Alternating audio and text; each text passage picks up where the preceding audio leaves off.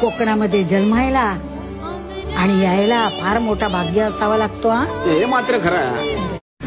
High guys, welcome to my new blog. मी आज आलो आहे स्वर्गनगरी कोकणामध्ये आणि मी जातोय माझ्या गावी. आणि मी जवळजवळ आज 6 महिन्यांनी चाललोय गावी. कारण काय सांगू तुम्हाला, कारण का माझ्यावर जबाबदारी पडली म्हणून मी गावी झोपायला गेलो. नंतर माझं काम आलं म्हणून मी आलो चाल करत. आणि मला आणायला आहे, माझा मित्र आलाय आणायला. बघा, आणि म्हणजे माझा यायचा प्लॅनिंग नव्हताच, नंतर म्हणून आता जाऊन येतो एकदा. घरी पण गेलो नव्हतो 6 महिने. घरची म्हणजे रिॲक्शन जरा कडक असेल, म्हातारा पेलेलच जरा. बघूया आपण. पोचलोय कचरेजवळ. मतलब आमच्या कोकणातली एकमेव बनवायची जागा गजरे.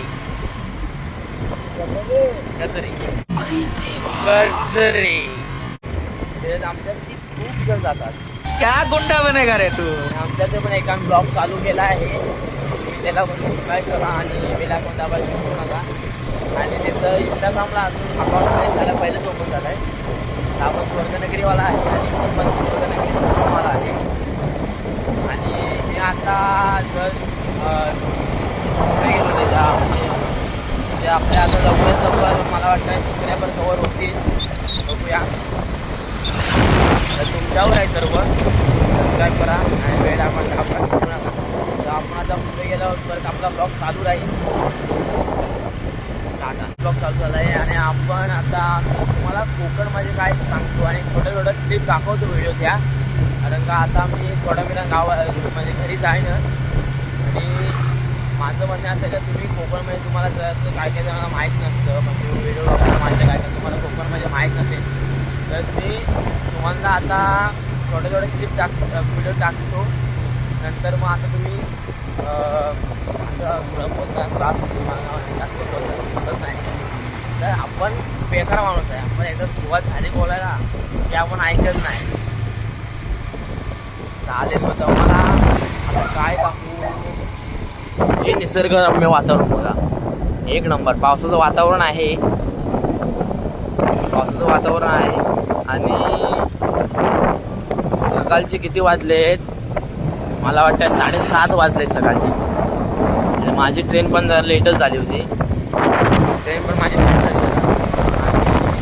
आता तुम्हाला पाटीलवाडीतला ब्रिज दाखवतो. निसर्गरम्य वातावरण आणि शेती झाली ते म्हणजे मला वाटतं भाता पण झाली लागली. लावलेलं पण नाही आमच्याकडे, कारण पाऊस कमी पडतो गावी. कारण तुम्हाला छोटे माझ्या अकाउंटला सबस्क्राईब करा आणि तुम्ही आम्हाला. ही आमची गुरं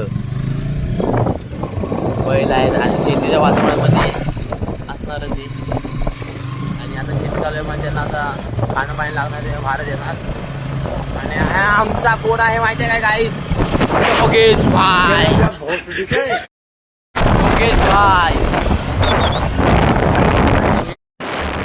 हाय गाईज, मी आता ते आणि गावामध्ये पण तुम्हाला दाखवतो. जसं मी गावात जातोय ना, तशी मला आवड निर्माण होत आहे ना. आतमध्ये असं वाटतं की कधी घरी जातो आहे आणि कधी चुकतोय ना. इंटरव्ह्यू एवढी हालत खराब झाली होती ना माझी, काय सगळी एवढी गर्दी होती ना, कुठेही गर्दी. चांगली येते म्हणतं नाही या गर्दीत कसं आहे. आणि आता मी नंदरवाडी नाही, खाली आमचं गाव मंदिर मी तुम्हाला दाखवतो. गाव मंदिर पण आमचं एकदम छान आहे.